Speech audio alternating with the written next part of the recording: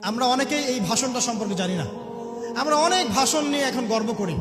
নবী করিম সাল্লাল্লাহু আলাইহি ওয়াসাল্লামের এই যে সর্বশ্রেষ্ঠ ভাষণ, এটা কতজন জানেন? বিদায় হজের ভাষণ। কতজন জানেন বিদায় হজের ভাষণে নবী সাল্লাল্লাহু আলাইহি ওয়াসাল্লাম কি বলেছিলেন উম্মতকে? আমরা একটু আপনাদেরকে শোনাবো, শুনিয়ে ইনশাআল্লাহ লেকচারটা শেষ করব। নবী করিম সাল্লাল্লাহু আলাইহি ওয়াসাল্লাম এই দিনে 31টা বিষয়ে উম্মতকে নির্দেশ দিয়েছেন। 31টা বিষয়, সবগুলো বলার সময় পাওয়া যাবে না, আমি কয়েকটা কথা বলছি। নবী করিম সাল্লাল্লাহু আলাইহি ওয়াসাল্লাম সবার সামনে দাঁড়িয়ে দীর্ঘ 23 বছর অক্লান্ত পরিশ্রম করে দাওয়াতি মিশন কমপ্লিট করার পরে সবাইকে সমবেত করে একটা হজ করলেন। হজ করার পরে তিনি গুরুগম্ভীর কণ্ঠে বলছেন, হৃদয়ের সমস্ত আবেগ বের করে দিয়ে বলছেন, হে জনগণ, আইয়ুহান নাস, হে জনগণ, আমি জানি না আজকের পর তোমাদের সাথে আমি কখনো মিলিত হতে পারবো কিনা। একটু চিন্তা করেন, সাহাবীরা সামনে দাঁড়িয়ে আছেন, নবীজি দাঁড়িয়ে এই কথাটা বলছেন, হে জনগণ, আমি জানি না আজকের পরে আমি তোমাদের সাথে মিলিত হতে পারবো কিনা। অতএব যে ব্যক্তি আজকে আমার এই কথাগুলোকে স্মরণ রাখবে, সে যেন অন্যের কাছে এই কথাগুলো পৌঁছে দেয়। হতে পারে যার কাছে পৌঁছে দেওয়া হচ্ছে সেই এই কথাগুলোকে বেশি সংরক্ষণ করতে পারবে।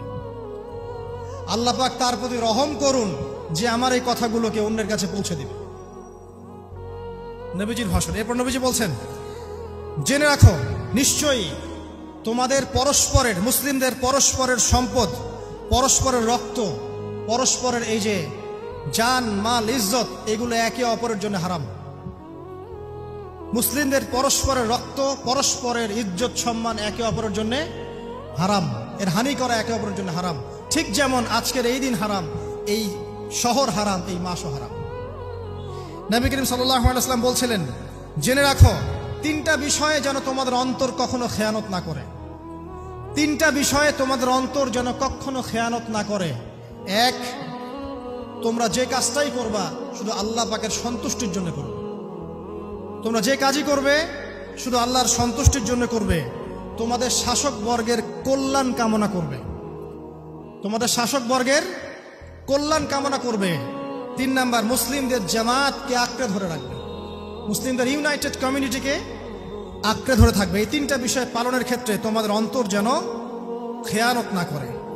এদিন সূর্য ঢলে যাওয়ার পরে নবী সাল্লাল্লাহু আলাইহি ওয়াসাল্লাম আরো বললেন, শুনে রাখো হে মানব জাতি, এটা ভালো করে শোনেন, শুনে রাখো হে মানব জাতি, নিশ্চয়ই আমি মুহাম্মদ সাল্লাল্লাহু আলাইহি ওয়াসাল্লাম জাহেলি যুগের যত কুপ্রথা আছে সমস্ত কুপ্রথাকে আমার পায়ের তলে পিষ্ট করে গেলাম। জাহেলি যুগে কি ছিল ভাই? শিরিক ছিল, সুদ ছিল, মাদক ছিল, নারীর অবমাননা ছিল, কন্যা সন্তানকে দাফন করা হতো, রক্তক্ষয়ী, হানাহানি, মারামারি, কাটাকাটি ছিল। এগুলো সবকিছুকে আমি আমার পায়ের তলে দাফন করে গেলাম। এটা কি দাফন হয়েছে? তিনি বলছেন, নিশ্চয়ই আমি জাহেলি যুগের সুদকে আমার পায়ের তলে পিষ্ট করে যাচ্ছি।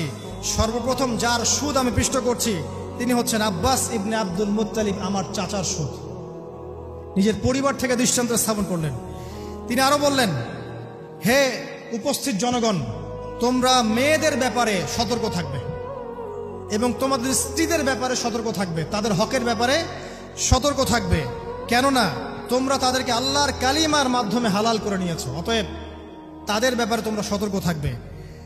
তোমাদের উপর তাদের হক হচ্ছে তোমরা যা খাবে, যা পরবে, তাদেরকেও তাই খাওয়াবে, তাই পরাবে। আর তাদের উপর তোমাদের হক হচ্ছে তারা তোমাদের বিছানায় এমন কাউকে আসতে দিবে না যাদেরকে তোমরা অপছন্দ করো। নবী করিম সাল্লাল্লাহু আলাইহি ওয়াসাল্লাম আরো বলছেন, এই দিন, আইয়ুহান নাস, হে মানব জাতি, তারাকতু ফিকুম আমরাইন, জেনে রাখো আমি তোমাদের সামনে মাত্র 2টো বস্তু ছেড়ে গেলাম। কয়টা বস্তু? লান তাদিল্লু মা তামাসসাকতুম বিহিমা, তোমরা কোনোদিন পথভ্রষ্ট হবে না যতদিন এই 2টা বস্তুকে আঁকড়ে ধরে থাকবে। কিতাব আল্লাহ, আল্লাহর কিতাব, ওয়া সুন্নতি নবীহি, এবং তার নবীর সুন্নাহ। তিনি আরো বললেন,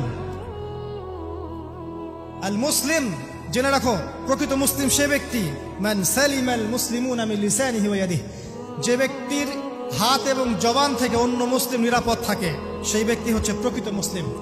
আল মুহাজির, আর প্রকৃত মুহাজির সে ব্যক্তি, মান হাজারা মা নাহাল্লাহু আন, আল্লাহ পাক যা নিষেধ করেছেন সেখান থেকে যে দূরে থাকে সেই ব্যক্তি প্রকৃত মুহাজির, মানে হিজরতকারী। তিনি আরো বললেন, মনে রেখো আমি তোমাদের সবার আগে হাউজে কাউসারে চলে যাব, সুবহানাল্লাহ, এবং সেখানে আমি তোমাদের জন্য অপেক্ষা করতে থাকবো। অতএব শোনেন, অতএব তোমরা আমার চেহারাকে কালিমালিপ্ত করো না, মানে আমার চেহারায় কালিমালিপ্ত করো না, আমার নাম নষ্ট করে দিও না।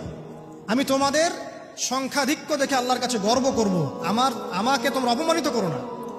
আজকে কি আমরা তার দায়িত্ব পালন করে উম্মাহ হতে পেরেছি? নবীজি বলেছেন, তা আমার চেহারাকে কালিমালিপ্ত করো না, সুবহানাল্লাহ। তিনি বলছেন, ওই সময় কিছু মানুষ থেকে আমি মুক্ত হয়ে যাব, আর কিছু মানুষ আমার থেকে মুক্ত হয়ে যাবে। বলা হলো, কারা ইয়া রাসূলুল্লাহ? তিনি বলছেন, আল্লাহ পাককে আমি বলবো, ইন্নাহুম মিন্নি, হে আল্লাহ, এরা আমার উম্মাহ, এরা আমার উম্মত, আমার সাহাবী। আল্লাহ পাক বলবেন, ইন্নাকা লা তাদরি মা আহদাসা বা'দাক, তুমি জানো না হে নবী, তোমার মৃত্যুর পর এই মানুষগুলো, পরবর্তী মানুষগুলো তোমার দিনের মধ্যে কত বেদাত সংযোজন করেছিল। তিনি আরো বলেছিলেন, হে জনগণ, জেনে রাখো, প্রত্যেক পরিবারের জন্য প্রতি বছর একটা করে পশু জবাই করার বিধান, প্রত্যেক পরিবারের জন্য, সামর্থ্যবান পরিবারের জন্য প্রত্যেক বছর একটা করে পশু জবাই করার বিধান রয়েছে। তিনি আরো বললেন, মনে রাখো, একজনের অপরাধের শাস্তি আর একজন কখনো পাবে না, আর বাবার দোষে ছেলে কখনো দুষ্ট হবে না, ছেলের দোষে বাবাও কখনো অপরাধী হবে না। তিনি আরো বললেন, জেনে রাখো হে মানব জাতি, নিশ্চয়ই শয়তান এই বিষয় থেকে নিরাশ হয়ে গেছে যে তোমরা শয়তানের ইবাদত করবে। শয়তান নিরাশ হয়ে গেছে, কিন্তু শয়তান নিরাশ হয়নি একটা বিষয় থেকে, যে তোমরা একে অপরে হানাহানি, কাটাকাটি, ফিতনা, ফাসাদে ব্যস্ত থাকবে, যেমনটা এখন আমরা করছি।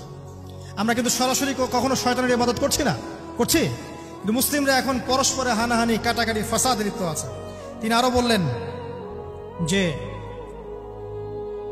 একজন মুসলিমের জন্য হালাল নয় অন্য মুসলিমের সম্পদ আত্মসাৎ করা, যতক্ষণ না সে স্বেচ্ছায় খুশি মনে তোমাকে সম্পদ প্রদান করে। অতএব তোমরা একে অপরের প্রতি জুলুম করবে না। তিনি আরো বললেন, সাবধান, আমার ইন্তেকালের পরে তোমরা একে অপরের গর্দান উড়িয়ে কাফের হয়ে যেও না। সাবধান, আমার ইন্তেকালের পর তোমরা একে অপরের গর্দান উড়িয়ে কাফের হয়ে যেও না। তিনি আরো বলেছেন, একজন মুসলিম আরেকজন মুসলিমকে গালি দিতে পারে না। যদি একজন মুসলিম আরেকজন মুসলিমকে গালি দেয়, এটা হচ্ছে ফাসিকি, এবং একজন মুসলিম যদি আরেকজন মুসলিমের সাথে যুদ্ধ করে, এটা হবে এক প্রকার কুফরি।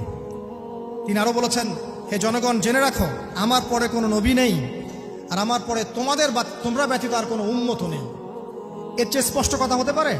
আমার পরে কোনো নবী নেই, আর আমার পরে তোমরা ছাড়া কোনো উম্মত নেই। তাহলে আমরা যখন নতুন নতুন নবী বানিয়ে নিচ্ছি, কোন কোন ক্ষেত্রে বলছি একজন ব্যক্তি ছিলেন, সে নিজে ঈসাও ছিল, সে মাহদিও ছিল, সে নবীও ছিল, নাউজুবিল্লাহ। এবং দিন দিন মানুষ এই খাতায় নাম লিখাচ্ছে, সুবহানাল্লাহ। সর্বশেষ তিনি বললেন যে যদি তোমাদের উপরে, হে মানব জাতি জেনে রাখো, যদি তোমাদের উপরে একটা নাক কাটা কালো কুৎসিত কোনো আমির বা শাসকও চলে আসেন, এবং সে যদি তোমাদেরকে আল্লাহর রাস্তায়, আল্লাহর কিতাব সুন্নাহ অনুযায়ী পরিচালিত করেন, তোমরা অবশ্যই তার আনুগত্য করবে, তার বিরুদ্ধে বিদ্রোহ করবে না, তার আনুগত্য করবে। জেনে রাখো, শেষে তিনি বলেন, জেনে রাখো হে মানব জাতি, আজকে থেকে কুল্লুকুম মিন আদম, তোমরা সবাই আদম সন্তান, ওয়া আদামু মিন তুরাব, আর আদম হচ্ছে মাটির সন্তান। আরবের উপর অনারবের, অনারবের উপর আরবের, সাদার উপর কালোর, কালোর উপর সাদার, লালের উপর কালোর, অথবা কালোর উপর লালের কোনো রকম প্রাধান্য নাই। ইল্লা তাকওয়া, শুধু তাকওয়া ব্যতীত। যে ব্যক্তি বেশি মুত্তাকি, সে আল্লাহর কাছে বেশি মর্যাদার অধিকারী হবে ইনশাআল্লাহ তাআলা। সর্বশেষ তিনি আঙ্গুলটা উঁচু করলেন, নিজের শাহাদাত আঙ্গুল উঁচু করে আকাশের দিকে তাকালেন, এরপর জনগণের দিকে তাকালেন, তাকিয়ে বললেন যে তোমাদের ব্যাপারে, হে জনগণ, তোমাদের ব্যাপারে আমাকে আল্লাহ জিজ্ঞাসা করবেন, ফামা আনতুম কাইলুন, তোমরা ওই সময় কি বলবে আমার সম্পর্কে? তখন সাহাবীরা বললেন, আমরা বলবো যে আপনি বাল্লাগতা রিসালাতাক, আপনি আপনার রিসালাত পৌঁছে দিয়েছেন, ওয়াজ্জা আমানাতাক, আপনার আমানত পূর্ণ করেছেন, ওয়া নাসাহতা উম্মাতাক, এবং আপনি আপনার উম্মতকে নসিহত করেছেন। এরপরে তিনি আকাশের দিকে তাকিয়ে বললেন, আল্লাহুম্মা ফাশহাদ, হে আল্লাহ আপনি সাক্ষী থাকেন, আল্লাহুম্মা ফাশহাদ, হে আল্লাহ আপনি সাক্ষী থাকেন, আল্লাহুম্মা ফাশহাদ, হে আল্লাহ আপনি সাক্ষী থাকেন যে আমি আমার দায়িত্ব পৌঁছে দিয়েছি। এরপরে নাজিল হলো, আল ইয়াউমা আকমালতু লাকুম দীনাকুম ওয়া আতমামতু আলাইকুম নি'মাতি ওয়া রাদিতু লাকুমুল ইসলাম দীনান। এই হলো বিদায় হজ। আজকের এই আরাফার প্রেক্ষাপট আমরা কতজন এটা নিয়ে চিন্তা করেছি? এক মিনিট একটু বলে শেষ করি। দেখেন, শেষ ওসিয়ত যেগুলো হয় মানুষের, এটা খুব হৃদয় বিদারক হয় না? বাবা ইন্তেকাল করছেন, সন্তানের জন্য ওসিয়ত করে যাচ্ছেন, মাকে দেখিস ইত্যাদি ইত্যাদি, হৃদয় বিদারক হয় না? মানুষ সারা জীবন মনে রাখে না? বাট আমরা আমাদের এই ন্যাশন, এই উম্মা, নবী সাল্লাল্লাহু আলাইহি সাল্লাম উম্মা বলে আমরা যারা দাবি করছি, আমাদের মধ্যে বেশিরভাগ মানুষ নবী সাল্লাল্লাহু আলাইহি সাল্লামের শেষ এই নসিহতগুলো ভুলে গেছি আমরা। নসিহতগুলোর মধ্যে সবচেয়ে ইম্পর্টেন্ট ছিল শিরক থেকে দূরে থাকা, সুদ থেকে দূরে থাকা, মুসলিম ভেদাভেদ না করা, শাসকের কল্যাণ কামনা করা, বিদ্রোহ না করে শাসককে উত্তম নসিহত করা। এবং আরেকটা হাদিসে তিনি বলেছিলেন 5 ওয়াক্ত সালাত আদায় করবে, সাওম পালন করবে, রমজান মাসে সাধ্যমতো সাদাকা করবে, মুসলিমদের জামাত আঁকড়ে ধরবে, ইনশাআল্লাহ হাসতে হাসতে জান্নাতে প্রবেশ করবে। আও কামা ক্বালা আলাইহিস সালাম। জাহেলি যুগের সমস্ত প্রথা ছেড়ে দেওয়া ছিল আজকের দিনের মূল মর্ম, আমরা ছাড়তে পারছি না। সুদ ছেড়ে দেওয়া ছিল মূল মর্ম, ছাড়তে পারছি না। শিরক থেকে বের হতে পারছি না। বেদাতীদের ব্যাপারে ধমক দেওয়া হয়েছে, বেদাত ছাড়তে পারছি না। খেয়াল করে দেখেন, মুসলিম হানাহানি কাটাকাটি এখনো ছাড়তে পারছি না। ইভেন ধর্মতাত্ত্বিকভাবেও আমরা বহু দল এবং উপদলে বিভক্ত হয়ে গেছে, কারোর সাথে কারো ঐক্য নাই। সব মিলিয়ে নবী সাল্লাল্লাহু আলাইহি সাল্লামের শেষ ওসিয়তগুলো, কিতাব এবং সুন্নাহ আঁকড়ে ধরা, এটা আমরা সবাই আঁকড়ে ধরতে পারছি না। আজকের এই দিবসগুলো এই জন্যই আল্লাহ পাক বারবার ফিরিয়ে দেন, যাতে করে এগুলো নিয়ে আলোচনা হয়, আমরা এগুলো জানতে পারি এবং আমল করতে পারি, এই চেতনাগুলো লালন করতে পারি, নিজেরাও শিখি, পরিবারকেও শেখাই, আগামী প্রজন্মকেও শেখাই ইনশাআল্লাহ তাআলা। আশা করছি ইনশাআল্লাহ আমরা যদি নাও পারি, একসময় এমন একটা প্রজন্ম আসবে যারা নবী সাল্লাল্লাহু আলাইহি ওয়াসাল্লামের উম্মার মতো উম্মাহ হবে ইনশাআল্লাহ।